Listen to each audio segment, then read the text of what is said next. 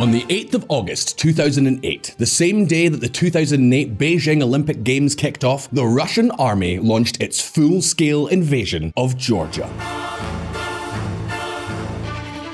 The most important event of the decade for China, the Olympic Games that were to crown the process of the full incorporation of the communist country into the international community, was to be marred by Vladimir Putin and his warmongering aspirations. At that time, Xi Jinping was not yet at the helm of China. Instead, it was his predecessor, Hu Jintao, who reacted discreetly but was deeply irritated with Moscow because of the date chosen for the invasion, the same day that the Olympic flame would light up China for the first time.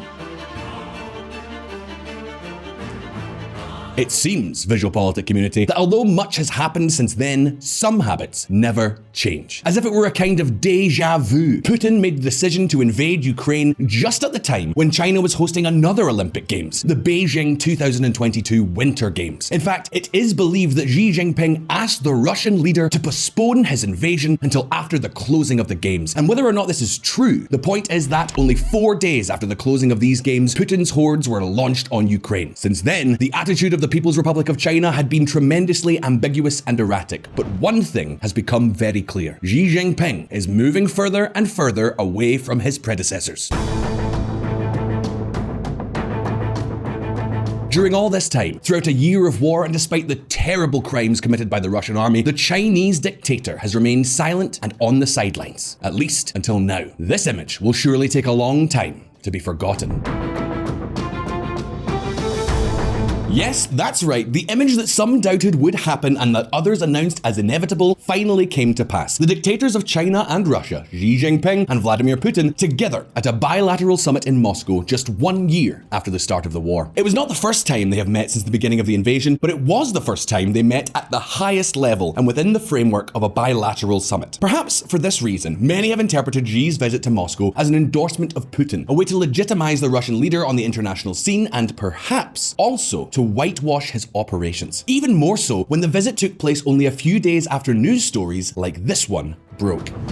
ICC judges issue arrest warrant for Vladimir Putin over alleged war crimes. However, this is only the footnote. The truth is that Xi Jinping's visit to Russia is about more than handshakes or forced smiles. It was, above all, Beijing's latest attempt to become the capital most antagonistic to Washington once and for all, the clear alternative to Western leadership. Now, does this mean that China will ultimately side with Russia? Is Beijing really as neutral as they claim to be? What on earth are the true Chinese intentions with this apparent rapprochement with Putin? Who has the upper hand in this whole story? Well, VisualPolitik viewers, in this video, we're going to answer all of these questions, so stay tuned.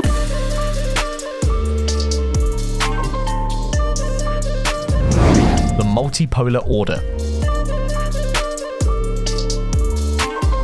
Take a look at this striking moment. Here you see Wang Yi, head of the Chinese Communist Party's Central Commission for Foreign Affairs, Xi Jinping's top foreign policy advisor, together with representatives of Saudi Arabia and Iran, two countries that, in theory, hate each other, have now decided to re-establish diplomatic relations, and they have done so thanks to China's mediation. It is not very common to see the Chinese as mediators in international problems, but it seems that now this is precisely the new path that the Chinese regime wants to follow, and the conflict between Russia and Ukraine seems to be their next target. At the end of February 2023, coinciding with the first anniversary of the war, China presented a 12-point plan to, in theory, provide a political solution to the conflict. In reality, this was something of a take-it-or-leave-it plan. They didn't even consult Ukraine's opinion on the 12 points presented, nor are they very concise. In fact, most of the points include extremely general things like respecting the sovereignty of all countries, ceasing hostilities, and reducing strategic risks. The important thing is that with this document, China already had its peace plan. Theoretically, now the Chinese are going to start working to see how these points can be realized. And that is surely what explains news items like this one in the Chinese media.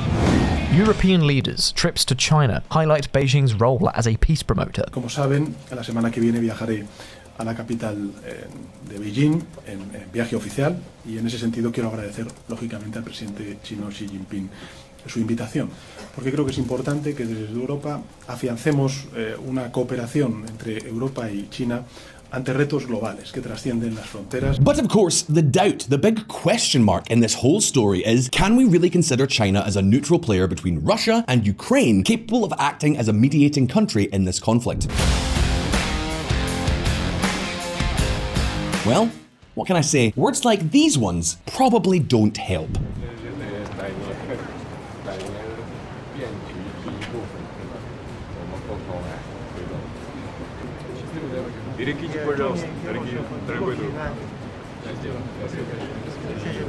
And I don't know about you, but for Xi to tell Putin that they are driving changes together doesn't seem like the best cover letter for becoming a mediator. However, just a moment, because to stop at these images would be a terrible, simple, and unfortunate analysis of this whole situation. Beijing talks about its peace plan, but what if China really doesn't care if the war ends soon? That's right, you heard me. That is the actual question here. Let me explain. Initially, this war was a nuisance for China. Suddenly, everyone began to worry about national security. Western support of Ukraine overcame barriers that could be considered a precedent for other situations like Taiwan. The United States greatly improved its international standing and had the luxury of restricting the sale of advanced technology to China itself. And to top it all off, the global economic slowdown contributed to China's economic growth in 2022, falling to almost half of the government's target. However, where there is a will, there is a way. Take note, because right now we will identify at least 3 main reasons why things may not be seen by the Chinese regime the same way that we see them. The first of these has to do with dough, the extraordinary economic benefits China is getting from Western sanctions on Russia. Do you want a concrete example of all this? Of course you do. So take a look at this graph. Of course, energy is the key driver of China's imports. The war, sanctions, and European disengagement from Russia have allowed China to buy record amounts of gas and oil at deep discounts, just when its economy is not at its best. Russia needs to sell as much as it can, even if that means selling much more cheaply. And so, in the months of January and February of 2023, with an increase of almost 24% year on year, Russia unseated Saudi Arabia as China's largest oil supplier. Of course, Russia cannot flood China with oil and gas, basically because A, it lacks the infrastructure, and B, unlike the Germans, the Chinese have always been very wary of their energy security. At the beginning of 2023, Russia's share of Chinese purchases was already above 20%, so the margin seems small. However, the idea now is to replace purchases using ships with gas sent via pipelines. We are talking, for instance, about trying to speed up the deadlines for the construction of Power of Siberia 2, a new gas pipeline that could transport through more than 2,600 kilometers up to 50 billion cubic meters of gas, which would double the current Russian gas export capacity to China.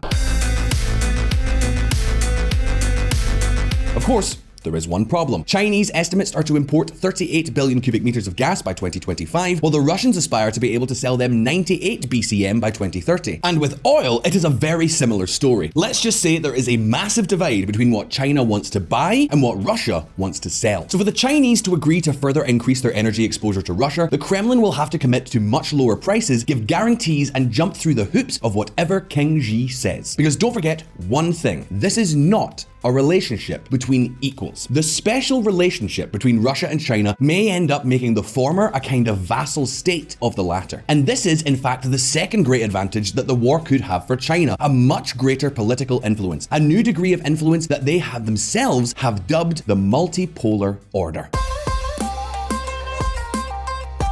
The idea of the multipolar order is to bring together the power spheres of Russia and China, the Russophile and Sinophile world, to create a new global power axis to serve as a counterweight to the US in all fields. The small detail is that now, with the enormous weakening that Russia is suffering, China could take advantage of that situation to impose its geopolitical, economic, and military interests over any Russian demands. Any examples of where this could go? Well, one of the possible scenarios in which China could use Russia to consolidate its power would be in Africa. But it is not only about the geostrategic field when we talk about Chinese influence, there is also the economic field. Take a look at this.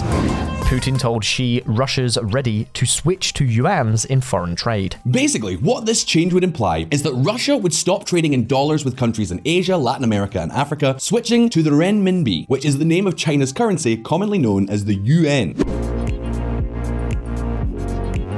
In fact, in 2022, the UN's share of Russians' export payments increased from 0.5% to 16%. And for example, in February 2023, the UN overtook the dollar for the first time in history as the most traded currency on the Moscow Stock Exchange, with almost 40% of transactions. It is what many have already called the Petro-UN. Of course, its consequences have been greatly exaggerated. The UN is not capable of replacing the dollar. Why? Basically because it lacks legal certainty and because China maintains strict capital controls. But even so, this change could boost China's influence in Russia and in general throughout the entire Central Asian region. Finally, there is the military issue. Russia is suffering an enormous amount of military attrition, which along with the sanctions is having two very clear consequences. On the one hand, Russia's military capability has been sapped, virtually leaving China as the sole major military power in Central Asia. On the other hand, when the war is over and Russia needs to acquire new military equipment to replace its losses, if the sanctions are not lifted, they are likely to turn to the Chinese military industry for hardware and components. And it's not just Russia. A good many of Russia's customers could gradually shift to Chinese industry. So there you have it. These would be the three ways in which China could aspire to benefit from all this mess. Three core ideas with which Xi Jinping seems to want to make up for the great blow that the war has caused them. And right here is where we come to a big dilemma. Check this out.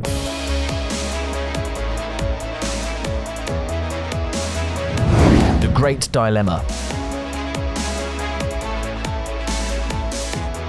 After what we have told you in this video, if you had to answer the question we asked you at the beginning about whether or not China is really neutral in regards to Russia, what answer would you give? China does not have a neutral position, basically because Xi Jinping has found a path in the war to push his particular agenda of confrontation with the West. Also, don't forget that the Chinese economy is starting to experience a lot of problems, so there is nothing better than having a scapegoat on hand. You know how it goes? No, we're not to blame for the problems, it's because of the war. However, this is not the whole story. Right here, we have arrived at the great dilemma facing the Chinese government. On the one hand, as we have seen, the war may have benefits for Xi Jinping's new agenda, but on the other hand, it also involves many problems that media outlets usually overlook. For example, the war is causing its Asia-Pacific neighbors to increase their military spending and move even closer to the United States. This may structurally weaken China's ambitions to become the dominant power in the Asia-Pacific region. At the same time, it is also contributing to the further deterioration of China's already strained economic, trade, and political relations with the West, which is exactly what China does not need right now. Let's just say that the war has made many governments perceive dictatorships like Putin's and Xi Jinping's as, finally, untrustworthy. AU's von der Leyen calls for tougher policy on China ahead of Beijing visit. China has now turned the page on the area of reform and opening and is moving into a new era of security and control. Our relationship is unbalanced and increasingly affected by distortions created by China's state capitalist system. So we need to rebalance this relationship. This is why we have put forward the Critical Raw Materials Act to help diversify and secure our supply. As part of this, we will focus on free trade agreements where we do not yet have them, such as with New Zealand, Australia, India, our ASEAN and Mercosur partners. To make matters worse, this war is also slowing global economic growth, a growth that China needs more than ever if it is to overcome all the problems it faces. We are talking about things like the bursting of the real estate bubble, the technology crisis, banking problems, hyper-indebtedness of local governments, and so on and so forth. And of course, if they fail to overcome all these imbalances, the new multipolar world order of which they dream so much could be a very short-lived one. It seems that Xi Jinping has dramatically turned the rudder with respect to his predecessors, and the results have not been particularly good. Now this seems to be their latest gamble to try and cash in on the war Russia has provoked in Ukraine. Of course, it is not clear that China can really derive any benefit from this game. What is clear is that it is neither a neutral country nor a reliable regime. But for now, the questions are over to you. Do you think China will manage to benefit from the current situation? Will Russia end up becoming a kind of vassal state of Beijing? What future do you predict for the alliance between China and Russia? Will they really be able to promote a new world order? Leave us your answers and comments below. And if you found this video interesting, don't forget to like and subscribe to all of us here at VisualPolitik, and check out our Patreon to keep up to date with all our content. All the best, and I'll see you next time.